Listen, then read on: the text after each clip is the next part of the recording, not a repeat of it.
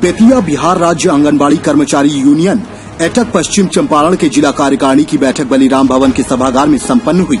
बैठक में आईसीडीएस निदेशालय के द्वारा डीबीटी के द्वारा पोषाहार भुगतान को विभाग का तुगलकी फरमान बताया गया, जो आईसीडीएस की मूल भावना पर हमला है। इससे भ्रष्टाचार रुकने वाला नहीं, बल्कि इसका भी हश्र वही होगा जो अन्य योजनाओं का हुआ है। सरकार और निदेशालय को इतनी ही चिंता है तो सेविका सहायिका को मानदेय के बदले वेतन देने की घोषणा करनी चाहिए। सेविका के मानदेय का भुगतान जब से राज्य केंद्र से शुरू हुआ है, तब से मानदेय भुगतान में काफी अनियमितता देखी जा रही है। निदेशालय और सरकार के आंगनबाड़ी केंद्र को तहस नहस करने पर तुले हैं। आंगनबाड़ी केंद्र को मिलने वाला पैसा केंद्र सरकार से मिलता और यह केंद्र प्रायोजित योजना है, जिसमें छेड़छाड़ करना उचित नहीं। बिहार राज्य आंगनबाड़ी कर्मचारी यूनियन सेविका सहायिका को 21,000 रूपए मानदेय देने की भी मांग करता है।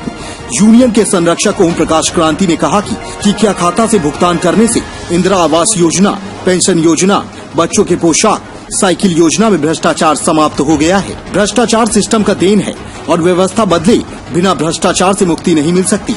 लाभुक के खाता में छोटी रकम भेजा जाएगा, जिसके लिए वे बैंक दौड़ते दौड़ते परेशान हो जाएंगी। वास्तव में आंगनबाड़ी को समाप्त करने का यह प्री रिहर्सल है। यूनियन सेविका सहायिका की रक्षा के लिए कटिबद्ध है और उनके हक अधिकारों की रक्षा के लिए संघर्ष करता रहेगा। सेंटर चलाती हैं, उसका पैसा मिले हुए 2-2 साल का समय बीत गया। इसकी चिंता निदेशालय को नहीं है। सेविका खाएगी नहीं खाएगी, सहायिका का परिवार चलेगा कि नहीं चलेगा, इसकी चिंता नहीं है। लेकिन सिर्फ चिंता है कि जो लाभुकों को जो पोषाहार का लाभ दिया जाता है वो सीधे उनके खाते में भेज दिया जाएगा तो बिहार के अंदर रामराज आ जाएगा। हम लोग इसका विरोध करते हैं। ये योजना केंद्र प्रायोजित योजना है, आईसीडीएस योजना।